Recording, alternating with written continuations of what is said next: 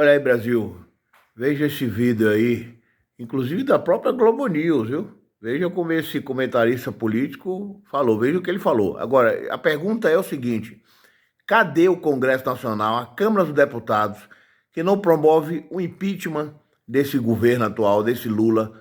Por quê? Por causa das emendas? Será isso? Infelizmente, o Congresso está depondo contra o povo brasileiro. A verdade é essa, que o colocou lá.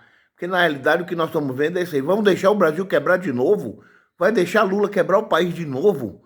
Essa esquerda bandida, essa esquerda corrupta?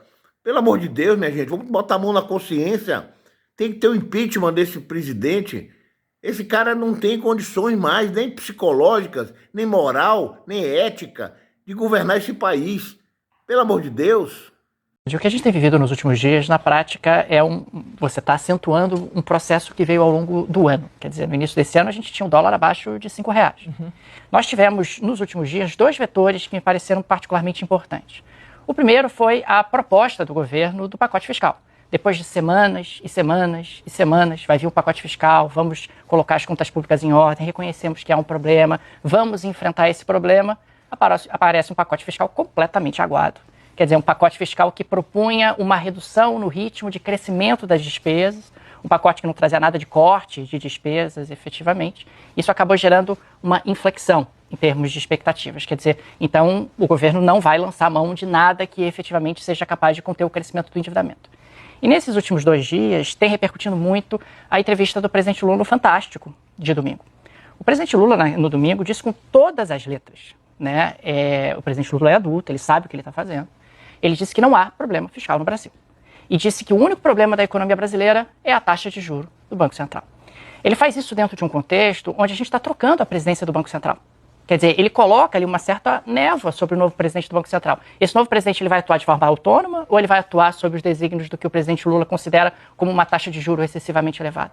E quando ele diz que não há um problema fiscal, e a gente sabe que há um problema fiscal, não é uma opinião isso, é matemática. É só você olhar para as projeções. Não sou eu que estou dizendo que é um problema fiscal. O Tesouro Nacional sabe que tem um problema fiscal. A equipe econômica sabe que há um problema fiscal.